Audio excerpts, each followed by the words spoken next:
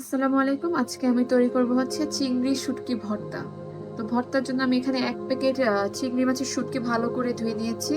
তারপরে এখানে হচ্ছে আমার ২ টা পেঁয়াজ নিয়েছি। ২ টা হচ্ছে আমি এখানে রসুন কুচি করে নিয়েছি। শুকনা মরিচ ৫ টা, কাঁচা মরিচ হচ্ছে ৬ টা। আর এখানে হচ্ছে আমি লাস্টে দেওয়ার জন্য ধনেপাতা আর আমি এখানে লবণ পরিমাণ মতো দিব। আর এখানে সরিষার তেল দিয়ে নিয়েছি। এগুলো আমি এখন ভেজে নেব। এখন এখানে আমি সরিষার তেল দিয়ে নিব। এখন এখানে হচ্ছে আমি চিংড়ি শুটকিটা দিয়ে দিব।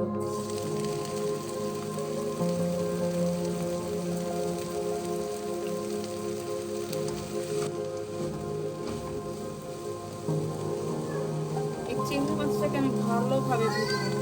আমার চিংড়ি মাছটা ভাজা হয়ে গিয়েছে। এখন আমি এখানে পেঁয়াজ কুচিগুলো দিয়ে দেব।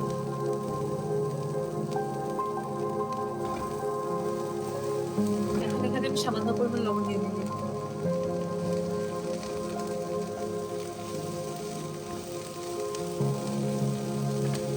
এখন আমি আমার রসুন কুচিগুলো দিয়ে নেব।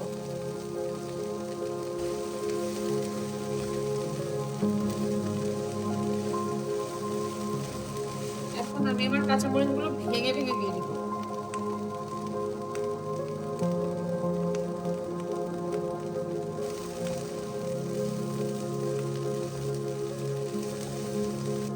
এখন আমার ধনেপাতাগুলো দিয়ে দেব।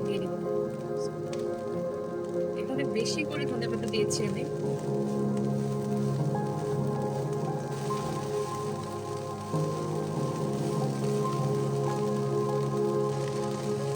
আমার যে শুকনো মরিচগুলো ছিল এটা আমি আরেকটা তেলে দিয়েছি।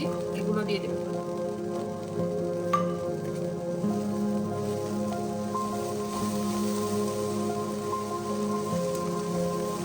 ব্যাস হয়ে গিয়েছে আমার এটা। এখন আমি এটা ঠান্ডা করে তারপর এটা ব্লেন্ড করে নেব।